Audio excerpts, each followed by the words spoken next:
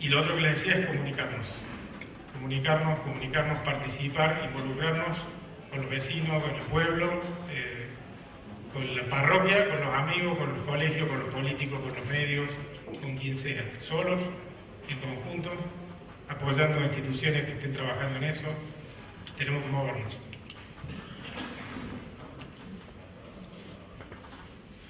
Por último, les quería comentar sobre una visión que hace poco, digamos, haciendo una capacitación en responsabilidad social empresaria, me pareció muy interesante y que quería compartirla con ustedes.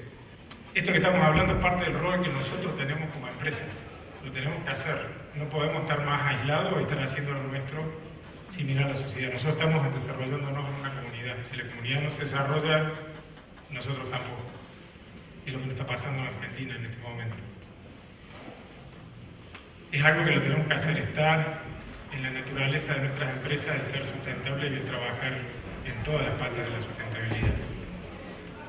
Ya no va más el concepto de responsabilidad social empresaria como filantropía, como decir, bueno, apoyo una ONG, pongo unos mangos acá, hago algo y con eso está bien. Eso ya fue.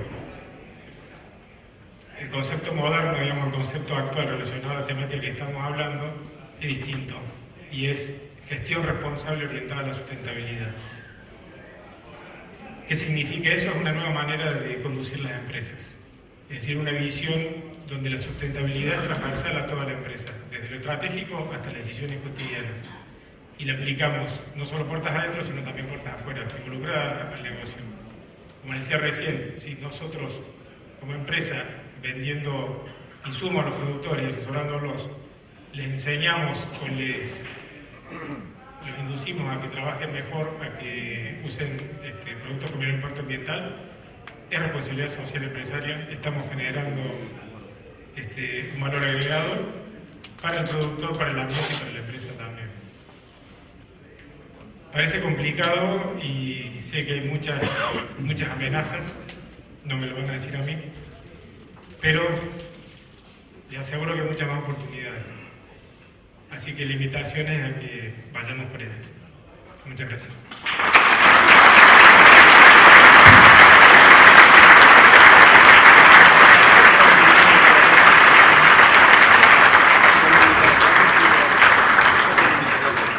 Muchísimas gracias a Javier.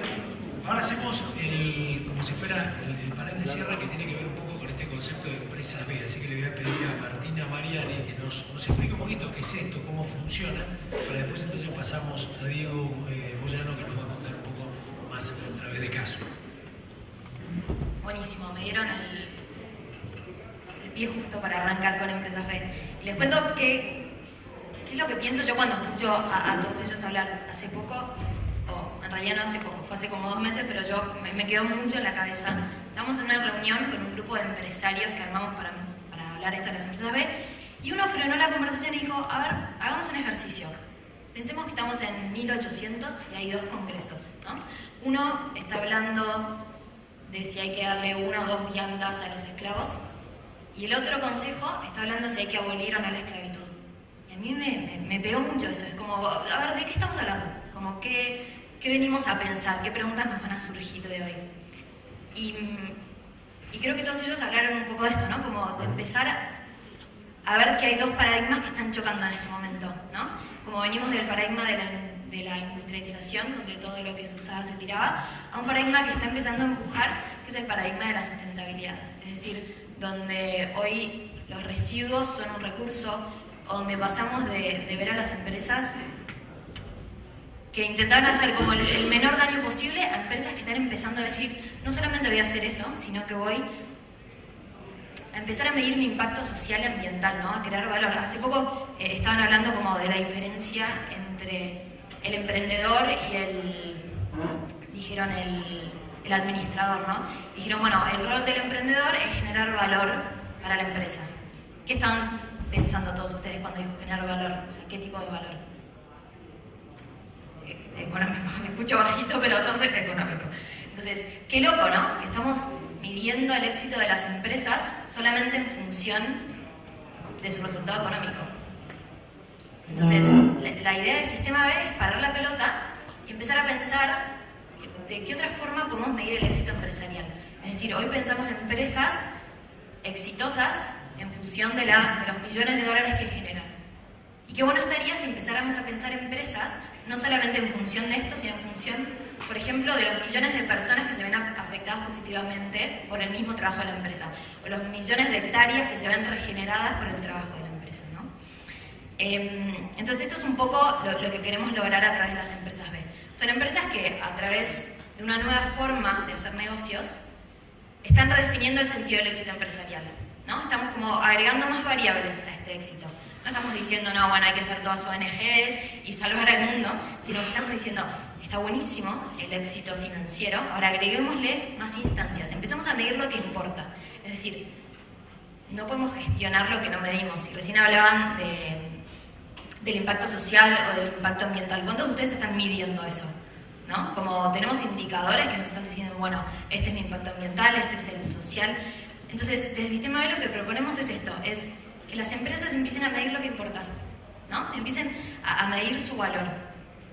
Y a mí me gusta mucho una frase que usa Giselle, que es la directora del Sistema B en Uruguay, que ella dice, como lo pensaba recién cuando hablaban todos ellos, ¿no? Ella dice, el futuro de la especie humana depende de cómo innovemos económicamente. Como muy fuerte, pero es cierto. Buscamos una nueva economía, buscamos redefinir el paradigma que les contaba que hay como dos paradigmas chocando. Bueno, démosle como lugar al paradigma de la sustentabilidad. Y creo que las empresas B nacen a partir de pensarse como agentes de cambio, ¿no? Es decir, son empresas o empresarios que sienten que desde su modelo de negocios pueden integrar un propósito, es decir, integrar la solución a un problema de todos a su accionar, ¿no? A su trabajo. Entonces, creo que lo más importante es pensar, como decían recién, ¿no? Como la diferencia entre la RSE y, ¿cómo le había llamado? Gestión responsable orientada a la sustentabilidad. Creo que va muy de la mano de empresas B. Es como decir, bueno, integremos esta solución a problemas globales. No solamente hacerlo cuando nos sobra un poco de plata, nos sobra un poco de tiempo para dedicárselos a una ONG, por ejemplo, sino pensarlo en todas las dimensiones de la empresa. Entonces, lo que hacemos del Sistema B es ayudar a las empresas a hacer esto, a empezar a medir, a medirse en toda la empresa, porque creo que la principal diferencia con, por ejemplo, otras certificaciones como ISO o estas, que están todas buenísimas, lo que nosotros venimos a hacer es sumarnos a eso y decir, no solamente vamos a evaluar a las empresas o ayudarlas a medir su impacto en términos de un proceso o de varios procesos, porque en definitiva la certificación es un proceso, sino empecemos a ver a las empresas en su totalidad. O sea, lo que nosotros miramos es cómo está gestionada la empresa, qué relación tiene con sus proveedores, qué impacto tiene ambiental. Entonces, es eso, es mirar la empresa en su totalidad. Y creo que una de las características de estas empresas, que es súper importante, es que son empresas que no solamente tienen como una declaración de buenas intenciones, sino que también son empresas que se comprometen a resolver problemas sociales a través de sus negocios, usando la fuerza del mercado, que lo hacen de forma, o sea, ellos se obligan de forma legal a cumplir con estos objetivos, ¿no? Entonces son empresas que dentro de sus estatutos dicen, bueno, ok, yo no solamente voy a pensar mis decisiones en función del impacto que tengan en los accionistas, sino también voy a empezar a pensar qué impacto tienen mis decisiones en todo mi público de interés, ¿no? En la comunidad, en los proveedores, en mis clientes, en el medio ambiente. Y eso es muy potente ponerlo dentro de tu estatuto, porque al final del año no solamente vas a mirar los balances y ver facturación, sino que también vas a empezar a pensar cuáles fueron tus resultados sociales o ambientales. Y bueno, me parece igual lo más interesante que cuente Diego, cuál fue su experiencia siendo, nosotros decimos que siempre buscamos empresas que no sean solamente las mejores del mundo, sino las mejores para el mundo. Es decir, empresas que a través de sus negocios resuelvan problemas de todos, problemas que estábamos hablando recién, ¿no? Como hoy en día la mitad de las personas están desplazadas del sistema o que excedimos los límites planetarios. Entonces, todas estas preguntas o cuestiones que nos venimos planteando es decir, bueno, ¿cómo hacemos esto? Porque es difícil, ¿no? Cuando te tiran el palazo de, bueno, estamos en el precipicio, bueno, a ver qué hacemos. Creo que la experiencia de las empresas B es una respuesta, ¿no? Es no solo ser empresa B, es empezar a pensar cómo podemos ser una empresa con propósito, ¿no? Y integrar este propósito en toda la forma de trabajar de la empresa. Bueno, muchas gracias y que les cuente bien.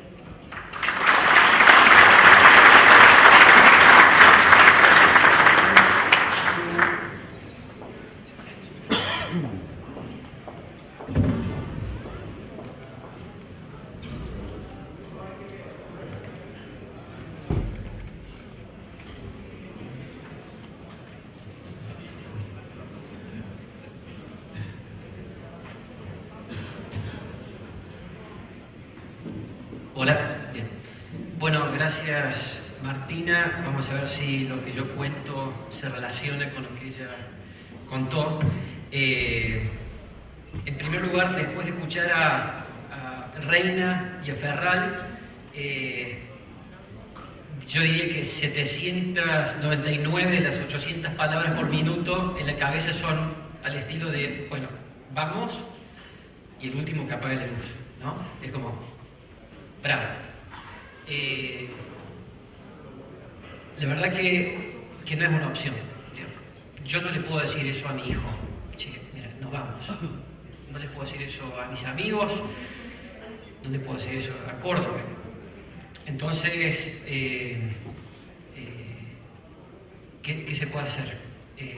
Bueno, en el sector privado hay organizaciones, hay empresas muy interesantes que permiten hacer cosas muy interesantes, dinámicas,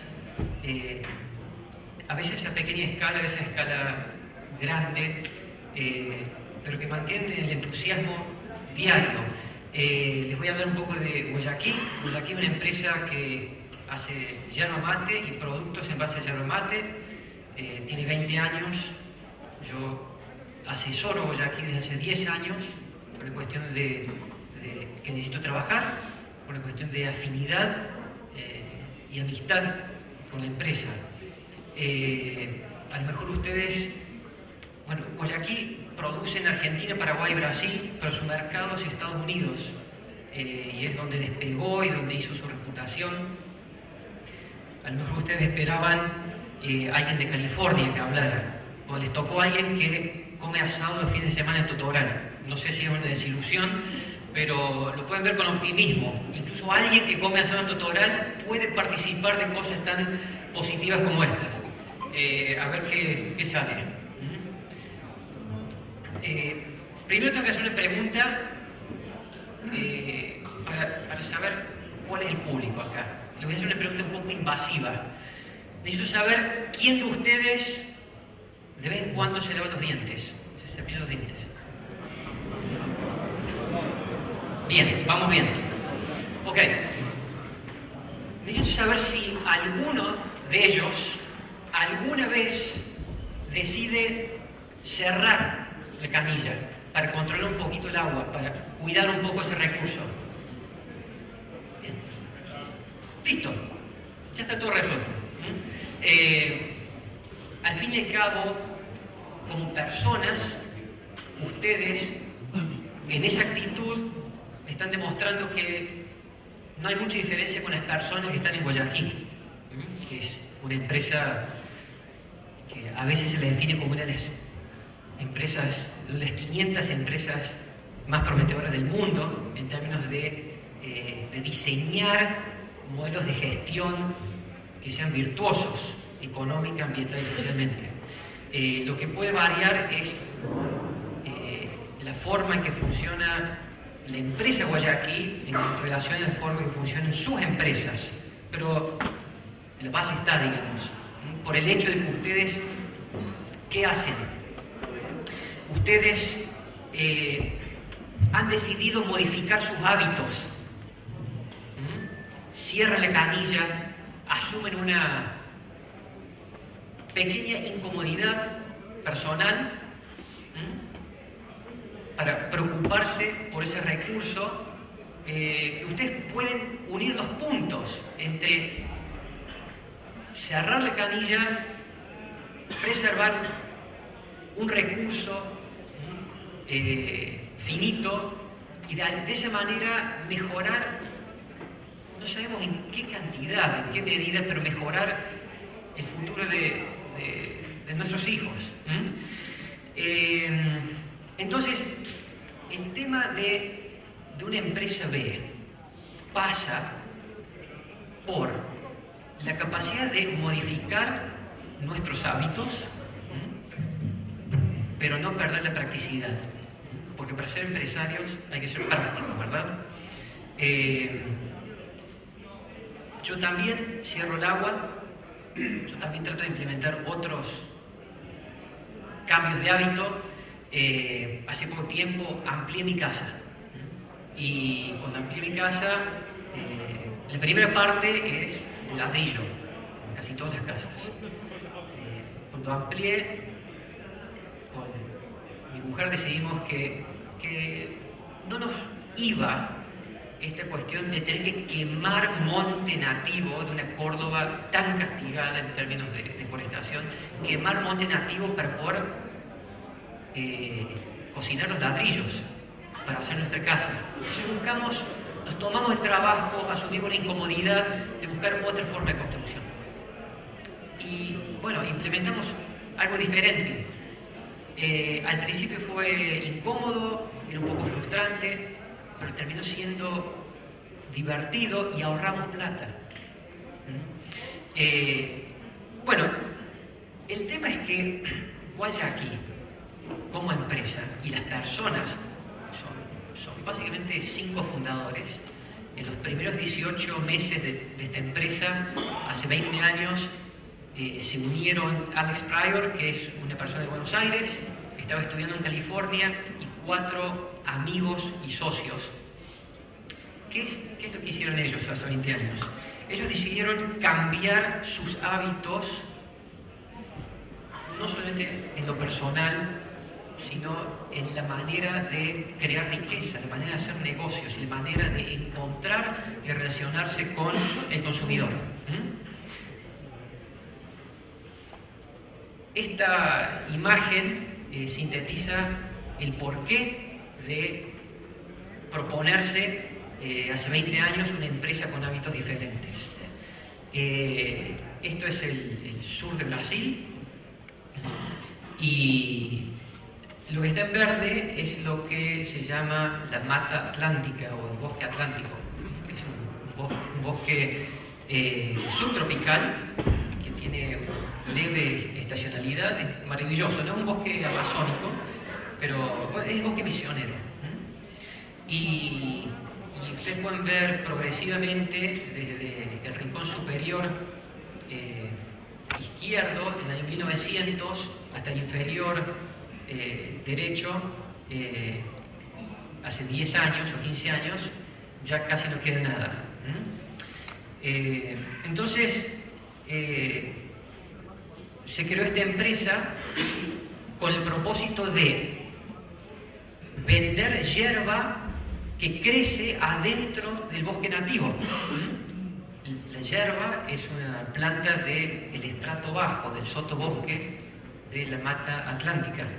Y la apuesta fue, bueno, si podemos extraer la planta, si podemos cosechar sin romper el bosque, podemos darle a la tierra y a la gente que vive en esa tierra una alternativa para prosperar económicamente sin barrer con el bosque.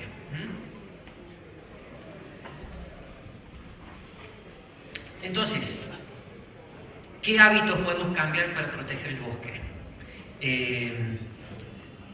Yo aquí les quiero mostrar lo que es el aspecto de un yerbal tradicional, al cielo abierto, donde se limpia el bosque y se plantan los linios de las plantas de yerba. Este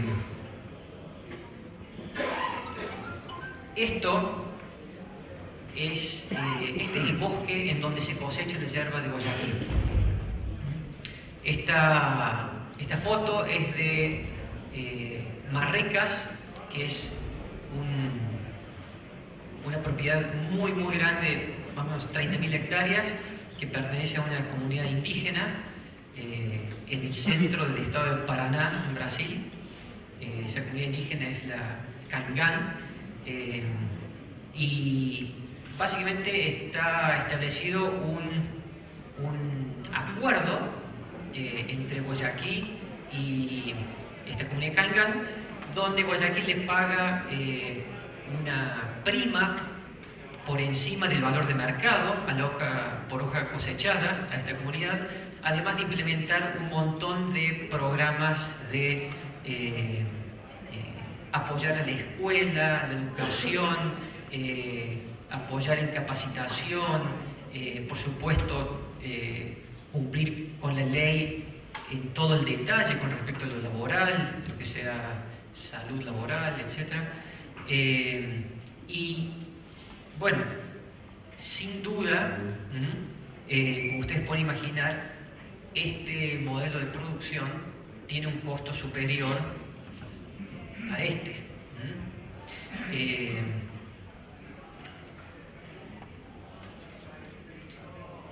Ahí esa es una vista aérea de ese predio que es básicamente un centro productivo. Eso no es un parque nacional. Por debajo de ese bosque hay personas que están recorriendo. Ahí está, esa es una foto de Jesús.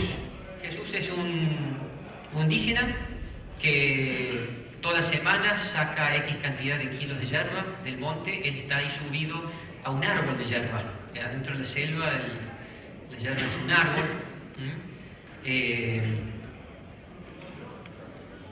Y acá viene la pregunta: ¿cómo se sostiene un proyecto de este tipo, donde sin duda los costos son superiores? Bueno, inicialmente Guayaquil comenzó vendiendo en California lo que consumimos acá, la yerba suelta, digamos, en paquetitos de medio kilo o de 1 kilo. Se logró entrar con el mate y la bombilla, a pesar de que culturalmente Estados Unidos no es muy propenso a esto, pero entró muy bien en el ambiente universitario. El mercado de Guayaquil no es el mercado de latinos ni argentinos, sino es el mercado de personas que buscan alimentos sanos, sustitutos del café. Guayaquil tiene certificación orgánica, certificación de comercio justo desde hace varios años, además de tener ahora certificación como empresa B, que también está comunicado en el packaging. Pero acá hay una cuestión interesante. Hoy Guayaquil está superando muy tranquilamente los 40 millones de dólares anuales en facturación, y el salto fue cuando sucedió esto.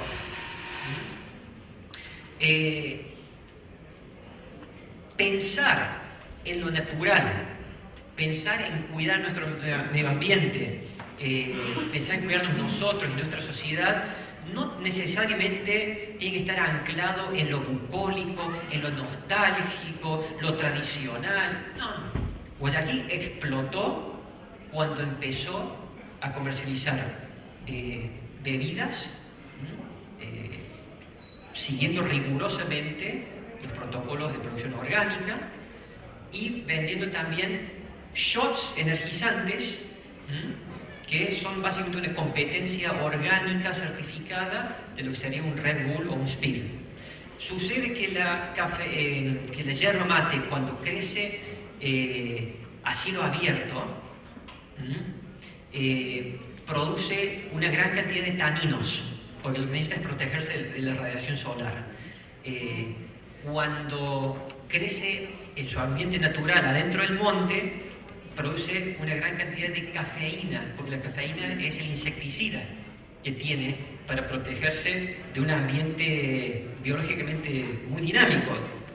Hay toda clase de bichos que se la quieren comer a la yerba. Entonces produce menos taninos, es menos amarga la yerba y produce más cafeína.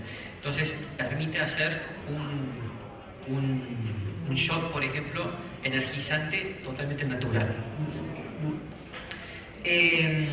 ¿Y cómo se relaciona Guayaquil con su mercado? Bueno, por supuesto, hoy Guayaquil es una empresa muy interesante, muy profunda, muy rica en su modelo de gestión, pero hace 20 años simplemente era yerba sacada del bosque y vendida en una bolsita de papel madera.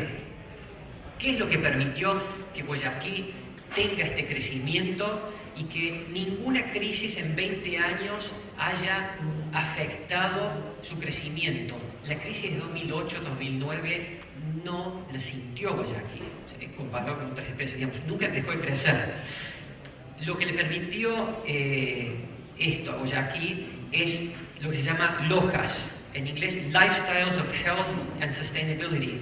Es un mercado que en Estados Unidos se calcula en unos $300.000 millones anuales, de lo que es consumo responsable y consumo coherente.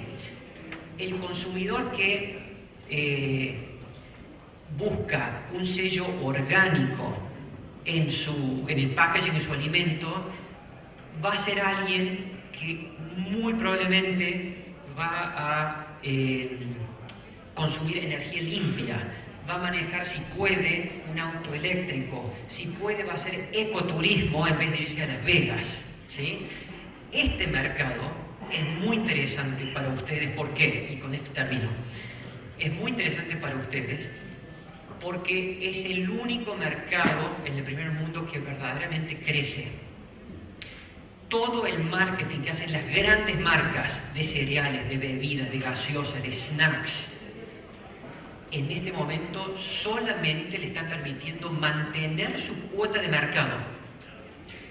Todas esas marcas están saliendo desaforadas a comprar empresas como Guayaquil, porque la lealtad que tiene el cliente, el consumidor, con la marca y la relación, la fortaleza en la relación de la marca o de la empresa con sus proveedores, la hace muy resiliente. Entonces, está en un momento que es verdaderamente extraño, porque hacer las cosas bien es buen negocio. Entonces, quien apuesta a seguir vendiéndole commodities a granel a Kellogg's, le está apostando a algo que no crece. Es un momento muy curioso hoy de que es más premiado apostar a esto que apostar a lo tradicional. En síntesis, todo esto es un camino donde Guayaquil al principio no sabía a qué iba a conducir. Esto no fue una apuesta económica de Guayaquil ni de sus fundadores. Fue sin duda primero una afinidad con nuestro medio ambiente y con la gente con la que habitamos el planeta, una preocupación, pero también una vocación de llevar nuestro idealismo a algo práctico. Y en términos prácticos, Guayaquil hoy tiene una meta para el año 2020, que es que haya 90.000 hectáreas restauradas o custodiadas de mata atlántica por el sistema productivo de Guayaquil, y que haya 1.000 puestos de trabajo creados de forma directa por el modelo productivo de Guayaquil. ¿Sí? Y nada más. Gracias.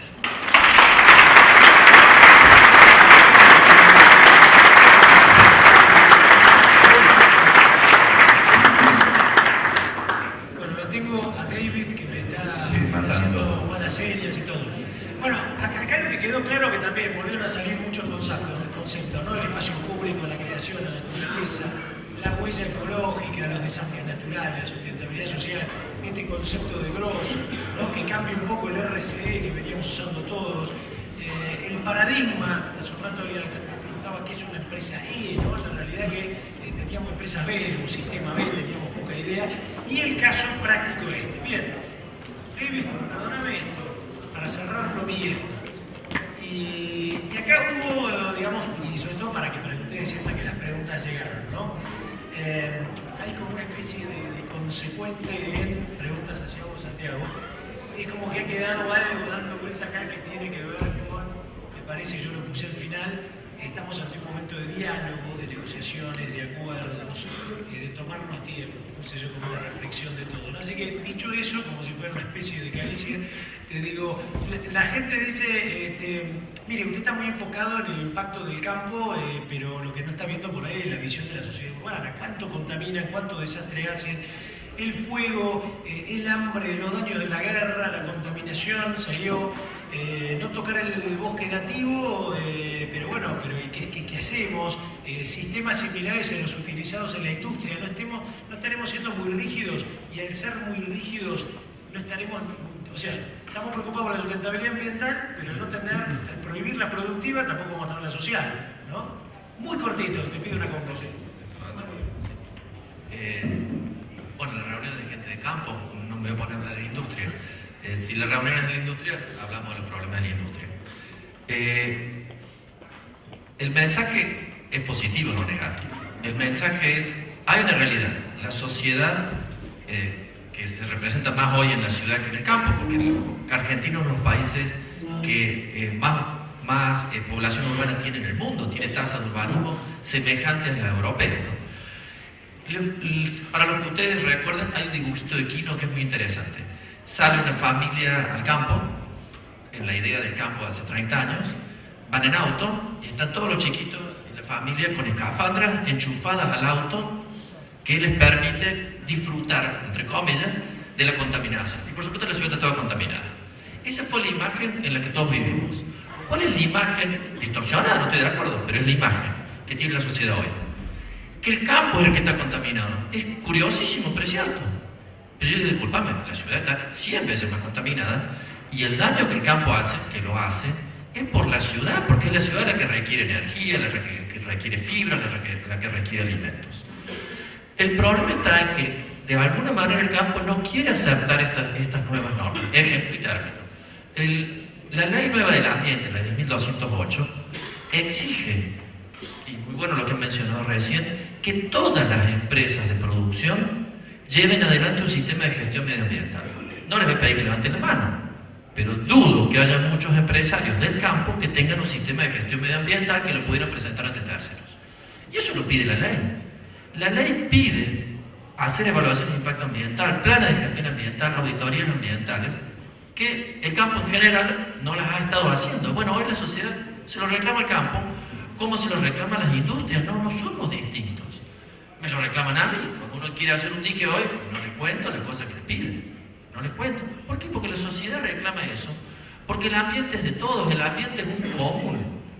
La mayoría de los espacios de la Tierra son comunes. Y los comunes terminan destruidos. Los océanos, la atmósfera, el clima.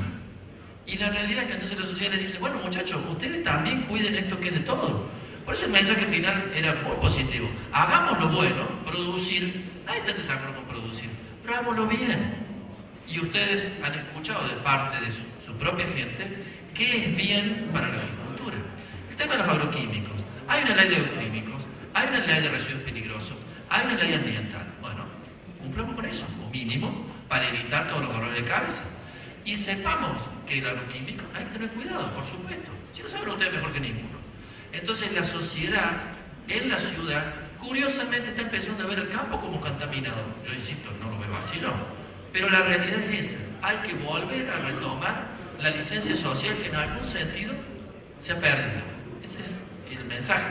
Bueno, sería maravilloso decir que está todo bien, pero bueno, no, por eso estamos acá, si no, no nos invitarían. Muchísimas gracias. Acuérdense que está para charlar después. Charlar. Y Fabio, te voy a pedir muy cortita una transversalidad. Vos sos el filósofo del grupo, así se ve.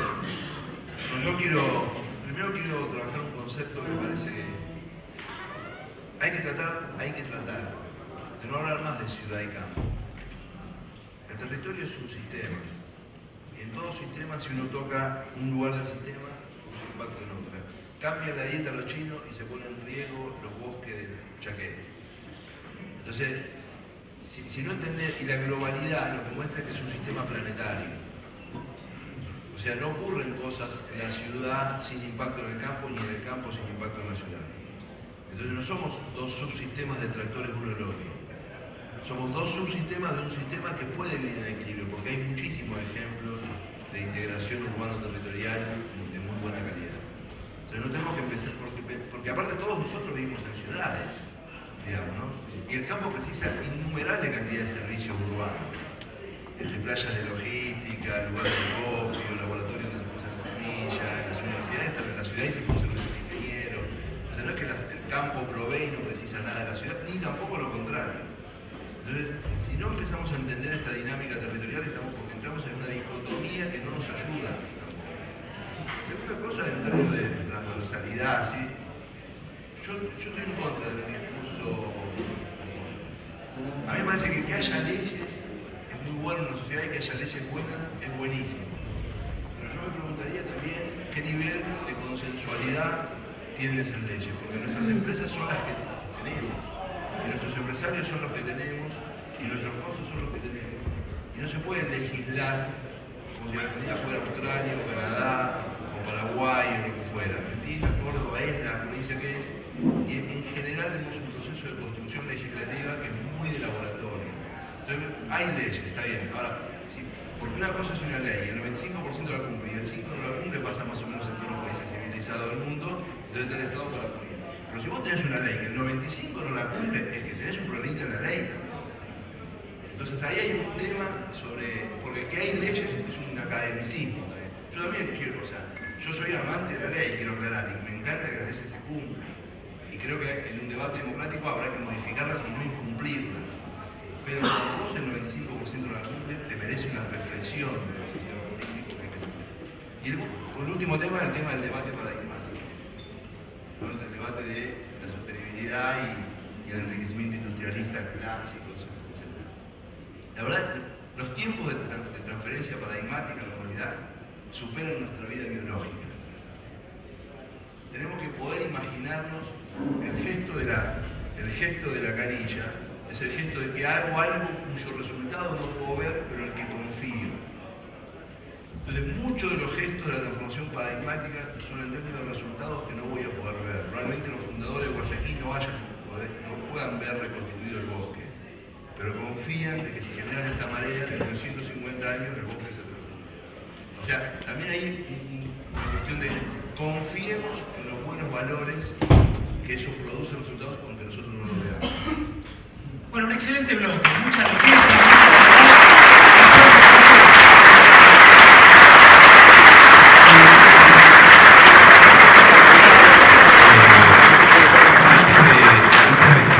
Del escenario, vamos a aprovechar. Le pedimos un minuto de orden para poder. Lo vamos a invitar a Pablo Henning. Pablo Henning es director y fundador de Pablo Henning y Asociados, es ingeniero mecánico electricista, es asesor de alta dirección y un conferencista internacional. Está haciendo su doctorado en el Instituto de Estudios del Ocio de la Universidad de Deusto en Bilbao, España. Es coach ontológico formado por Rafael Echeverría. Rafael Echeverría, un gran filósofo, justamente el padre de todo lo que tiene que ver con el coach ontológico, les recomiendo los libros.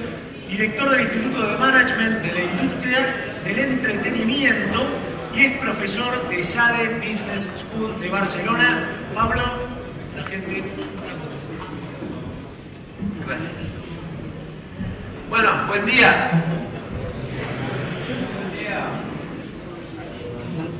Me toca agarrarlos al final de una jornada y medio de intensa labor y aparte me dijeron que están con un ánimo fantástico, con un entorno que los tiene a todos hipermotivados, que en los pasillos anda todo el mundo pensando en qué hacer con los excedentes y las ganancias que están obteniendo. Siguiendo entonces en esa línea, yo quiero primero contarles lo que les quiero proponer para esta hora y media que vamos a trabajar. Y antes de ponernos a trabajar, a mí me gustaría proponerles firmar un contrato. Y cuando digo esto, primero quiero plantearles los objetivos y después me gustaría, antes de ponernos a trabajar, intentar firmar con ustedes un pacto. Para eso necesito preguntar entre los presentes si hay algún abogado.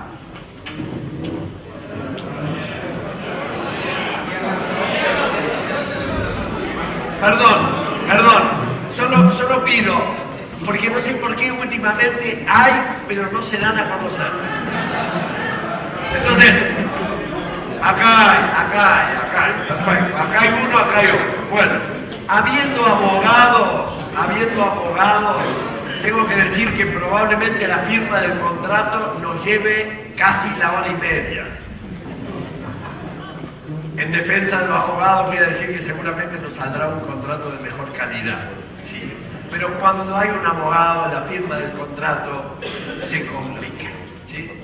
Dicho así, ¿qué quiero proponerles para este tramo de la mañana que vamos a trabajar? Lo siguiente. En primer lugar, compartir con ustedes algunas ideas. Y cuando digo compartir algunas ideas, es intentar compartir una mirada desde la cual yo trabajo, y es que las competencias con las que hoy contamos para enfrentar la realidad que nos toca enfrentar, a ustedes en particular, la de ustedes, no alcanza. ¿Qué quiere decir? Que las competencias con las que venimos provistos son insuficientes para enfrentar las situaciones que tenemos que enfrentar. Entonces, el primer punto es mostrarles por qué yo creo eso, involucrarlos y decirles, ustedes, yo, los que están afuera, no tenemos las competencias que esta situación demanda. En segundo lugar, mostrarles cuáles creo yo que son esas competencias. Y en tercer lugar, mostrarles cómo se entrenan esas competencias, tomando dos que yo creo son o pueden ser interesantes para lo que ustedes están viviendo ahora. Ahora alguien en el pasillo me preguntó, dice, esa meta no sé qué que va a dar vos, me van a hacer ganar más plata. Yo creo que sí. Ahora, si lo vas a medir en términos directos, lo que al menos te puedo asegurar es que tu labor va a ser más efectiva y más eficiente. Y cuando digo eso, metas competencias para el alto desempeño, quiero aclarar que para mí alto desempeño, ¿saben lo que es? Va a sonar a familia Ingalls.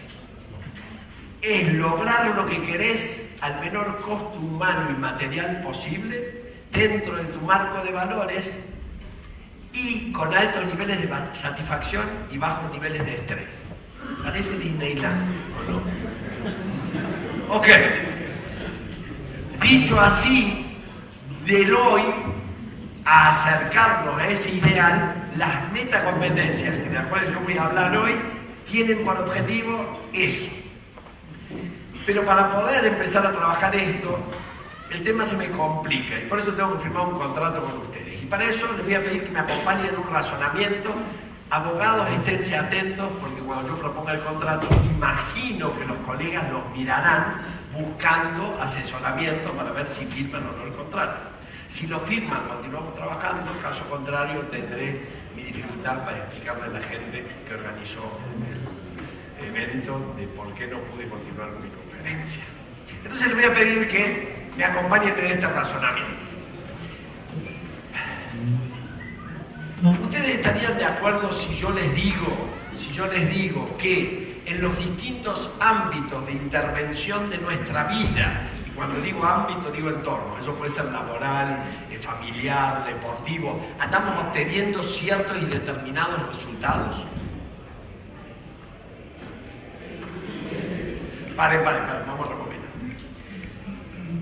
En este sector, cuando quieren obtener la respuesta de alguien, ¿qué recursos están utilizando? Pregunta. Y cuando ustedes quieren obtener que alguien les responda, ¿qué hacen? O sea, lo mismo, pregunta. Bien, voy otra vez. ¿Estarían de acuerdo si les pregunto que en los distintos ámbitos de intervención de la vida andamos obteniendo ciertos determinados resultados? Sí. Gracias. Dicho así, Levante la mano de los presentes, ¿quién en algún ámbito de intervención de su vida está obteniendo algún resultado que no es exactamente igual a lo que desea? Qué bonito que hayan hecho una convención de seres humanos. Vengo a dar hace 3 semanas una conferencia en Uruguay y cuando pregunté, hubo un señor que no levantó la mano. Y lo miré, me pasaron 2 cosas. Primero, mucha envidia. Y segundo, la duda, preguntarle, digo, ¿con quién se está tratando o qué medicamento está tomando? Porque, jodido, o sea, un tipo que te dice, no, todo lo que quiero, las cosas salen como yo quiero. O sea, nivel de insatisfacción, nulo. Eso se consigue con drogas pesadas. Y no hay metacompetencia que te ayude, ¿no? Esa es mi estimación. Pero bueno, no importa. Ok, estamos de acuerdo, o sea que parece que tenemos eso en común, ustedes y yo. Entonces mi pregunta es, los resultados que obtenemos en distintos ámbitos de intervención de nuestra vida, ¿son consecuencia de qué? Los resultados que yo obtengo en los distintos ámbitos de intervención de mi vida, ¿son consecuencia de qué? De nuestras acciones, efectivamente. ¿Qué quiere decir? Los resultados que yo obtengo, y lo vamos a hacer más fino, son consecuencia de la interacción de mi acción con el entorno. Porque una acción en un entorno da un resultado, en otro. Yo esta mañana salí del baño, recién duchado, desnudo, en mi casa, y el resultado nada, estoy acá metido nada. Si ahora cuando fui al baño, antes de empezar a dar la conferencia, salgo desnudo, el resultado es otro, la acción de mí, ¿no? Sí, claro, eso es cambio de entorno. ¿Sí? El resultado, ustedes se reirían mucho, ¿no? Y van a decir, oh, no. Ok, dicho eso, viene una pregunta más complicada, voy a empezar por el complicado. ¿Solo depende el resultado que obtengo de la interacción de mi acción con el entorno? ¿De qué más? Espere, porque, vamos a poner la cosa, porque, viste cuando respondes, o sea, el que tenga alguna idea, que la diga con voz prístina y clara y diga, aparte de eso depende de esto y esto. Escucho. ¿De qué? El estado de ánimo. ¿Y cómo andás, loco? Apto. ¿Qué te pasa? Si estoy seco. ¿Qué te pasa? Si yo no entiendo en qué pensé el día que decidí casarme con esta mujer. Mujeres, voy a hacer este relato desde el lado masculino porque hoy vine vestido de hombre. Ok, dicho eso, me acuerdo y digo, ¿pero qué te pasa? Dicen, loco, estoy harto. ¿Vos viste que todos los sábados nos juntamos a jugar fútbol a las 3 de la tarde? Sí, le digo, ¿cuál es el problema? Si 2 de la tarde empezó a armar el bolso y ella me mira con cara de desconcierto como algo novedoso. Hace 20 años como fútbol los sábados, me mira, me dice, ¿a dónde vas? Dice, a jugar al fútbol, ¿no? Como hace 20 años, todos los sábados. El señorito se va a jugar al fútbol con sus amigos. Dice, cuando eso después, por supuesto, se extiende a chupar fernet, comer. Dice, mi amor, te pido por favor, esto lo hablamos 1000 veces, este espacio para mí es muy importante porque preservo el vínculo con mis amigos, cosa que para mí es muy importante, más en este momento, que está todo tan áspero y tan duro y que no sé si no vamos a cumplir. ¿Sabés qué pasa? Que vos tenés un ranking en tu vida donde en los primeros 20 puestos estás y en el puesto 27 puede aparecer alguno de nosotros. Dice, no, no. Y encima, ¿quién tiene que ir a hacer la compra del súper? Pues anda a mirar de la heladera, ¿ves algo? Aparte del agua. Con los chicos ya, mi amor, los chicos los dejo en la casa de mamá y yo hago las compras cuando vuelvo del partido. Es que no se trata de eso, la mamá.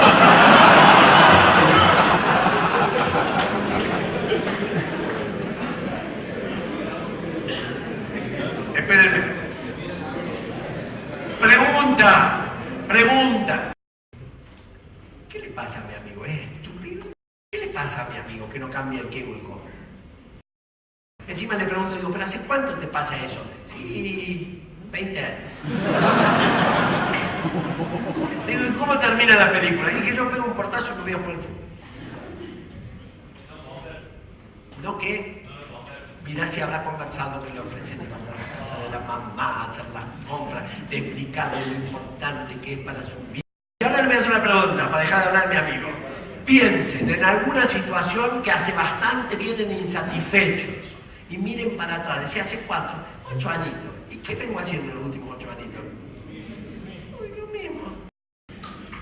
Y el cómo, ustedes lo acaban de ver, es tan importante como el qué. Y si no, piensen lo que puede ser esta conferencia de 1 hora y media de esta manera. Y díganme si esto va a impactar o no en el resultado. Y ahora me dicen, pero es que yo no doy conferencias. Ustedes. Y yo te digo, tiene el mismo impacto que el mío. Si